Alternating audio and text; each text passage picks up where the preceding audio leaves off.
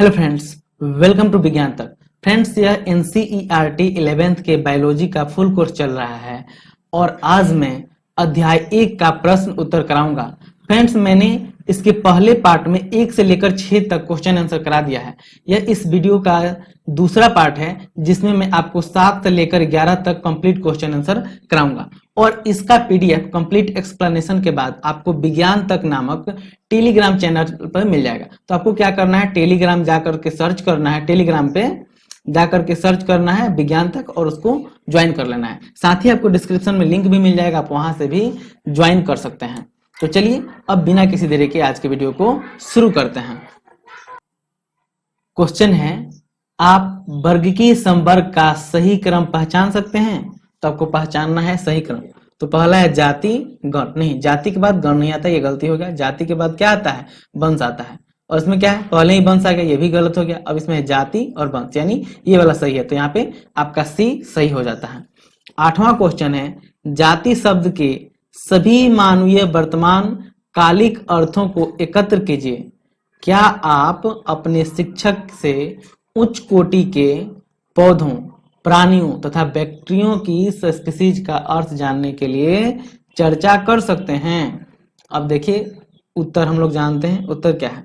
जाति एक प्राकृतिक संख्या, जनसंख्या अथवा समान आकृति, आंतरिक संरचना, कायिकी तथा कोशिकीय संरचना वाले जीवों की प्रकृति जनसंख्या है। जाति क्या है? जिसमें समान आकार की हो, आंतरिक संरचना हो और कोशिकीय संरचना हो, जो तो उसको हम लोग क्या कहेंगे? वो प्राकृतिक जनसंख्या में आता है। जाति वर्गीकरण की आधारीय इकाई है जिसमें एक जाति के जीव समान अनुवांशिक गुण रखते हैं। जैसे इंसान की एक ही जाति है, क्या है हम लोगों का? इंसान की जाति है होमो सेपियंस, यानी हम सभी इंसानों का गुण एक जैसा होता है और एक जैसी अनुवांशिकी पाई जाती है। तीसरा, जाति के प्रत्येक संरचनात्मक रूप से समान जीवों का समूह है जो आपस में मुक्त लैंगिक जनन द्वारा संतान उत्पन्न कर सकते हैं, परंतु अन्य जाति के जीवों से जनन में पृथकता दर्शाते हैं। जैसे इंसान हम लोग जाति हैं एक, अब हम लोग लैंगिक जनन किसके साथ कर सकते हैं? इंसान से ही तो करेंगे। हम लोग दूसरे जाति से, जैसे गाय का एक जाति है, भैंस का है, उनसे हम लोग तो जनन नहीं कर सकते, उनसे तो सेक्स नहीं कर सकते हैं, यानी केवल अपने जीवों में ही करते हैं। उच्च पादप तथा जंतुओं में लैंगिक जनन होता है, अतः इनकी जाति निर्धारण के लिए जनन पृथकता का उपयोग किया जाता है। अतः परिभाषा 3 सही है। जीवाणुओं में मुक्त प्रजनन तथा जनन पृथकता नहीं पाया जाता है, इसलिए जीवाणुओं की जाति का निर्धारण आकारकी के आधार पर किया जाता है। अतः परिभाषा 1 सही। निम्नलिखित शब्दों को समझिए तथा परिभाषित कीजिए। अब देखिए, सबसे पहले संघ, वर्ग, कुल, गण और वंश, इनको परिभाषित करना है। तो देखिए, संघ क्या होता है, जिसे हम फाइलम कहते हैं।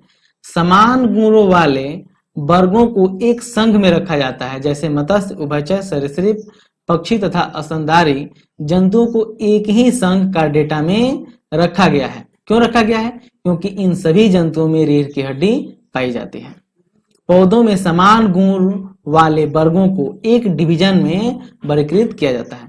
तो हम लोग क्या करते हैं, इसमें फाइलम कहते हैं, संघ कहते हैं जब जंतुओं की बात होती है, और हम लोग पौधों में क्या कहते हैं? तो डिवीजन कहते हैं। दूसरा है वर्ग। समान गुणों वाले गण को एक वर्ग में रखा जाता है। गण प्राइमेटा में बंदर, गोरिल्ला, चिंपैंजी आदि को एक ही वर्ग, मैमेलिया में शेर, कुत्ता, बिल्ली आदि के साथ रखा गया है, क्योंकि ये सभी स्तनधारी श्रेणी में रखे गए हैं। देखिए, वर्ग में इन सभी को क्यों रखा गया? क्योंकि सभी स्तनधारी हैं, यानी सभी में दूध होता है, स्तन ग्रंथि पाई जाती है। तीसरा है कुल। जिस प्रकार समान गुणों वाली जाति को एक वंश में रखते हैं, उसी प्रकार समान गुणों वाले सभी वंशों को एक कुल या कुटुंब में रखते हैं। जैसे आलू, टमाटर, बैगन में कई गुण समान होते हैं, इसलिए इन्हें एक ही कुल सोलेनेसी में रखा जाता है। बस आपके लिए इतना ही का जरूरत है, आप इतना ही याद रखिएगा। अन्य एग्जाम्पल है, अगर आप चाहें तो याद कर सकते हैं, नहीं तो इतना ही से आपका काम चल जाएगा। चलिए अब आगे बात करते हैं हम लोग गण का। समान गुणों वाले कुलों को एक गण में रखा जाता है। उदाहरण के लिए बिल्ली, कुत्ता तथा शेर को एक ही ऑर्डर कार्निवोरा में रखा गया है।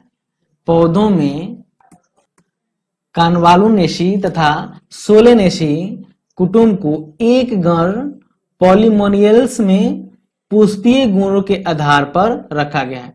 ठीक है, तो इनको एक ही गुण में रखा जाता है। अगला है वंश। वंश संबंधित स्पीसीज का एक समूह है।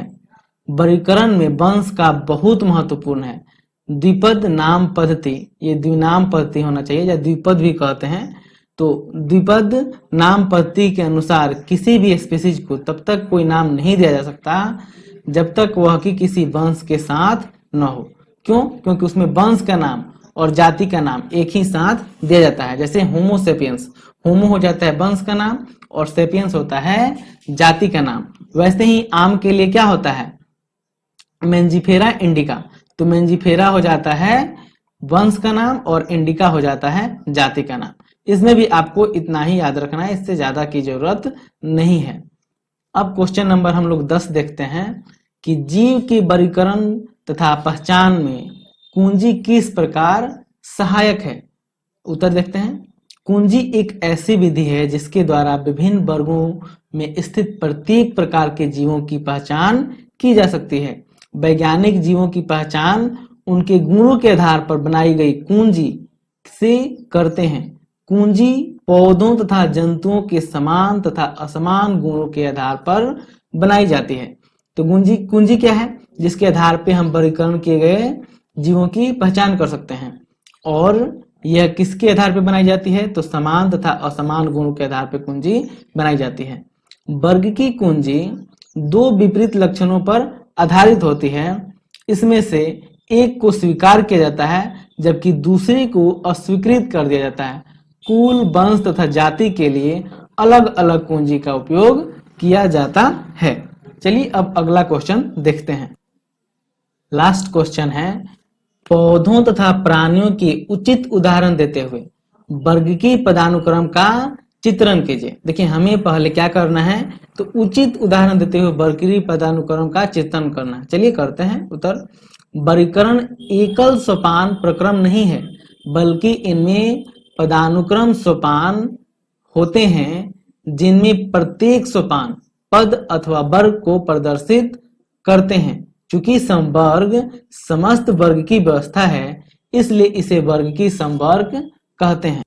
कहने का मतलब है कि वर्ग की कोई एक सिंगल कॉन्सेप्ट नहीं है, आप कोई एक चीज नहीं है जिसे में आप वर्गीकरण कर दिए। इसमें कई सारे पद होते हैं, इसलिए इनको हम लोग वर्ग की समवर्ग भी कहते हैं। जैसे देखते हैं, और तभी सारे समवर्ग मिलकर वर्ग की पदानुक्रम बनाते हैं। प्रत्येक समवर्ग वर्गीकरण की एक इकाई को प्रदर्शित करता है। वास्तव में यह एक पद को दिखाता है और इसे प्रायः वर्ग यानी वर्गक यानी टैक्सॉन कहते हैं। जैसे वर्ग की समवर्ग तथा पदानुक्रम का वर्णन एक उदाहरण द्वारा कर सकते हैं।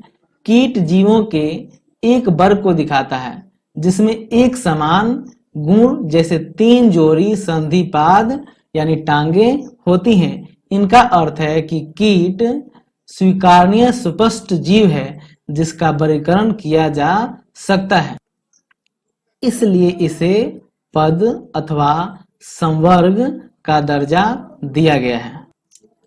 स्मरण रहे कि वर्ग संवर्ग को दिखाता है।